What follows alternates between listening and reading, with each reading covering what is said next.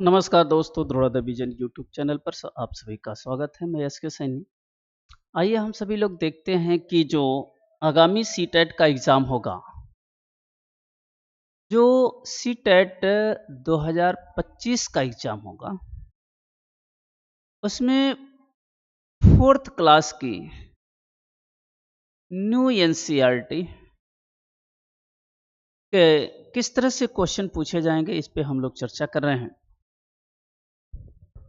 ये ईवीएस का पार्ट है जो चौथी क्लास में न्यू एनसीईआरटी के नाम से जाना जाएगा। आज का जो चैप्टर है वो 6th चैप्टर है, जिसे खुश और स्वस्थ जीविका। हम खुश भी रहें और स्वस्थ रहें, जीविका मतलब जीवन यापन करें, जैसा कि यहाँ पे विभिन्न प्रकार के औजार को आपको दिखाया गया है। अब सभी अलग अलग समय पर और अलग अलग कारणों से खुश महसूस करते हैं। आपको कब खुशी महसूस होती है? नीचे बुलाए गए जवाब में देना है आपको।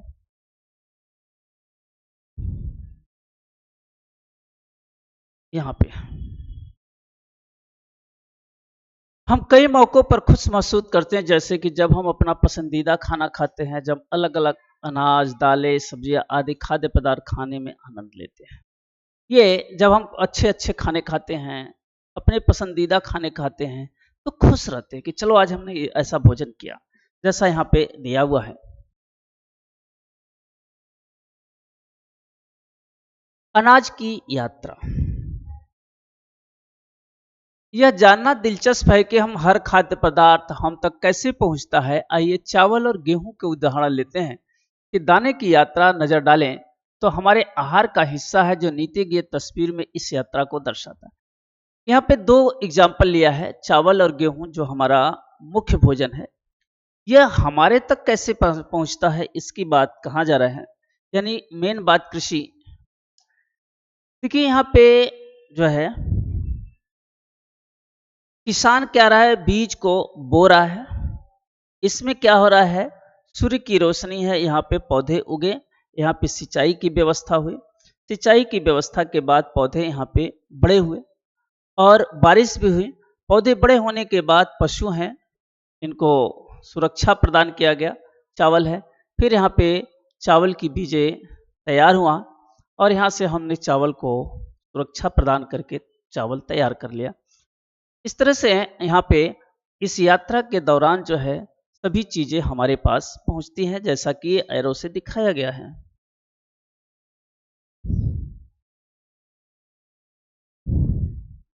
सातवें में क्या किया गया, उसी का एरो चिन्ह है।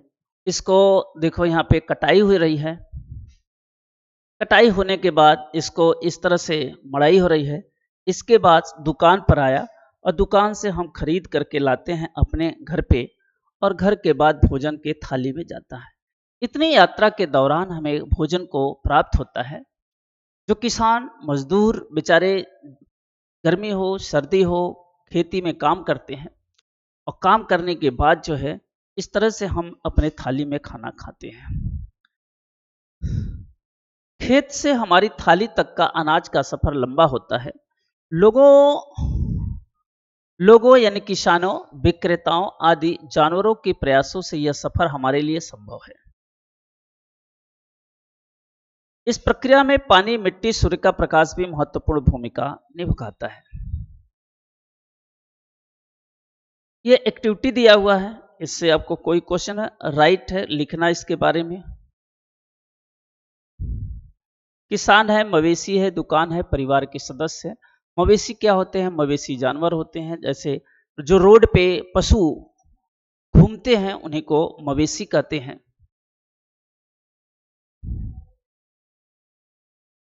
आप अपने खाने के लिए किसे धन्यवाद देंगे? कृपया अपने उत्तर नीचे लिखें। थैंक यू किसे देंगे खाना खाने के लिए?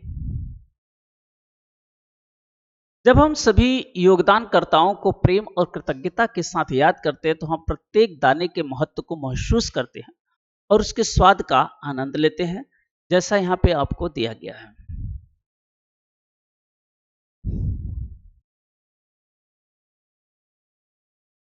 भारत में हमारे पास अलग अलग सांस्कृतिक प्रथाएं और त्योहार हैं, जहां हम अपने द्वारा खाए जाने वाले भोजन के प्रति मां प्रकृति के प्रति आभार प्रकट करते हैं। इनमें मकर संक्रांति, अक्षय तृतीया, रज उत्सव, ओणम, लोहड़ी आदि त्योहार शामिल है। यह फसल पकने के समय जब फसल होता है तो ये सब त्योहार मनाते हैं, चाहे बिहू हो, मकर संक्रांति हो, लोहड़ी हो, ओणम हो, ये सब त्योहार मनाते हैं। जब फसल इस तरह से पक जाता है तो किसान जो है खूब खुशियों से आनंदित हो जाता है, और खुशियों से आनंदित होने के कारण जो है वो इस प्रकार के त्योहार को मनाता है। जैसा यहाँ पे दिया गया है, प्रकृति को नमस्ते करता है, नमस्कार करता है, और प्राकृतिक पूजा होती है इस तरह से कि ऊपर वाला ईश्वर ने हमें अच्छी तरह से भोजन दिया। इस तरह से सभी चीजों का हम पूजा करते हैं।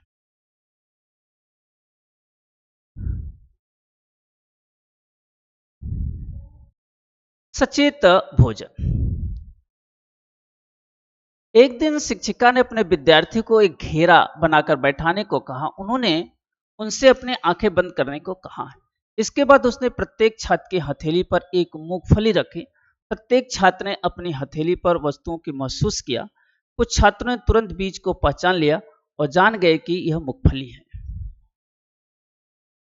बीज से भी हम पहचानते हैं।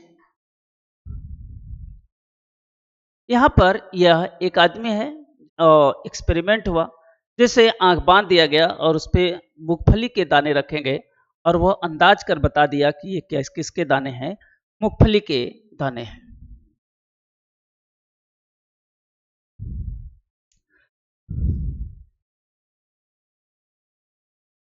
यहाँ पे डिस्कस करना है। ध्यान पूर्वक भोजन करना इस बात पर ध्यान देने के बारे में है कि हम क्या खाते हैं और खाते समय हम कैसा महसूस करते हैं। जब हम धीरे धीरे खाते हैं और प्रत्येक निवाले पर ध्यान केंद्रित करते हैं तो हम अपने भोजन का बेहतर आनंद ले सकते हैं। यह हमें स्वस्थ विकल्प चुने और हमारे पास मौजूद भोजन की सराहना करने में मदद करता है। इसलिए अगली बार जब हम आप खाएं तो खाते समय ध्यान केंद्रित करने की कोशिश करें, अपने भोजन को अच्छी तरह से चबाएं और निवाले का पूरा आनंद लें।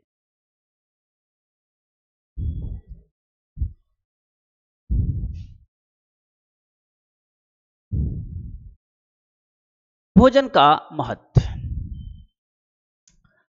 हर दाना कीमती है। क्या आप अपनी थाली में परोसे गए खाने का हर दाना खाते हैं? जब हम खाना बर्बाद करते हैं तो हम उन सभी लोगों को मेहनत का सम्मान नहीं करते जिन्होंने हमारी थाली में खाना लाने में मदद किया है। थाली में जो खाना आया हुआ है वो बहुत सारे लोगों ने उसमें मदद किया हुआ है। किसान से लेकर वर्षा है, पानी है, धूप है, प्रकृति है, विक्रेता है। जब हम खाना को बर्बाद करते हैं तो उनका हम अपमान करते हैं। इसलिए खाने को बर्बादी से रोकना है।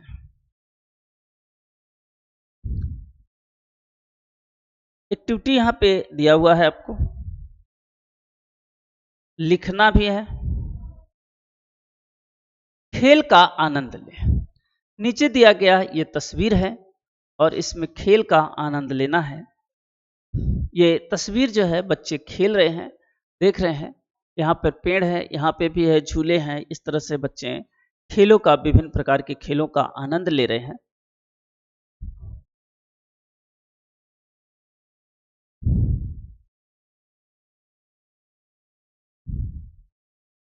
दी गई तस्वीरों खेलों के नाम बताइए। ये तो गिल्ली डंडा है, ये क्षेत्रीय खेल है।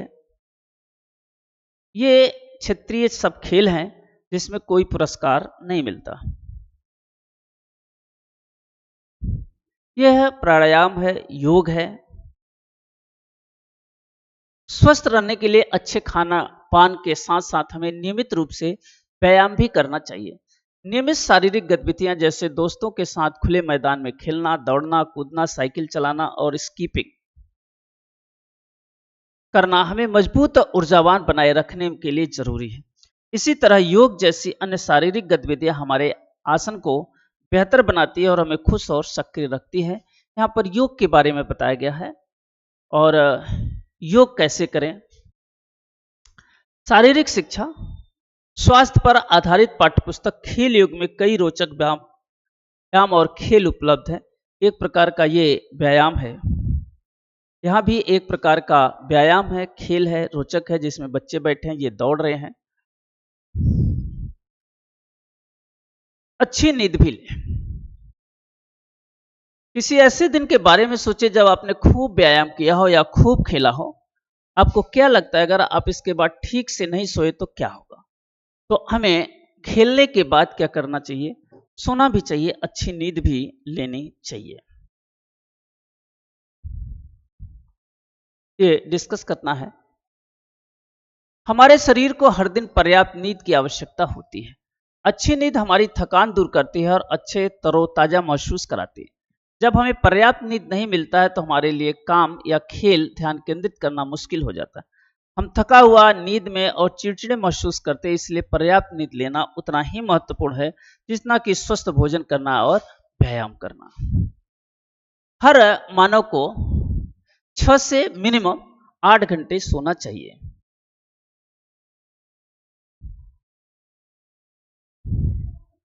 सुरक्षित महसूस करना।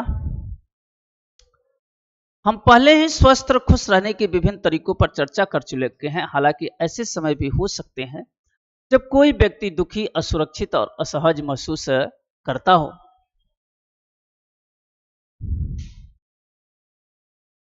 यहां भी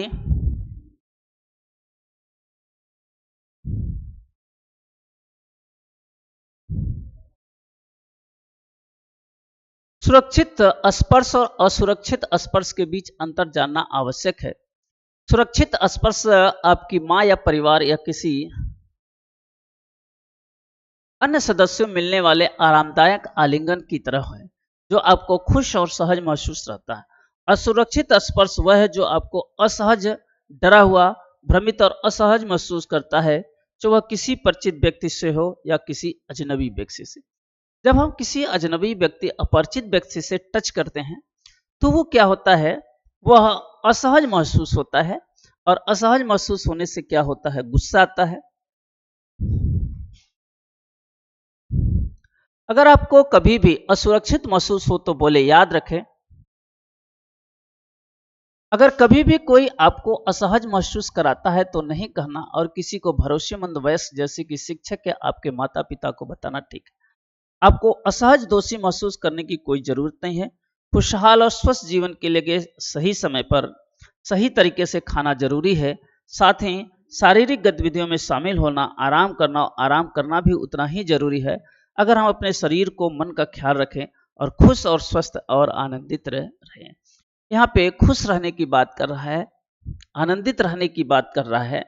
हम कैसे खुश रहें, कैसे कंफर्टेबल रहें, इसकी बात हो रही है।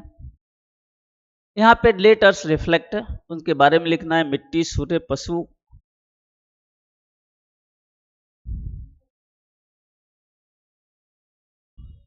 ये इतना आपको चैप्टर नंबर 6 में पढ़ना था, जो आपने पढ़ लिया। ठीक है, फिर हम दूसरे चैप्टर के साथ उपस्थित होके, तब तक के लिए सभी लोगों को धन्यवाद।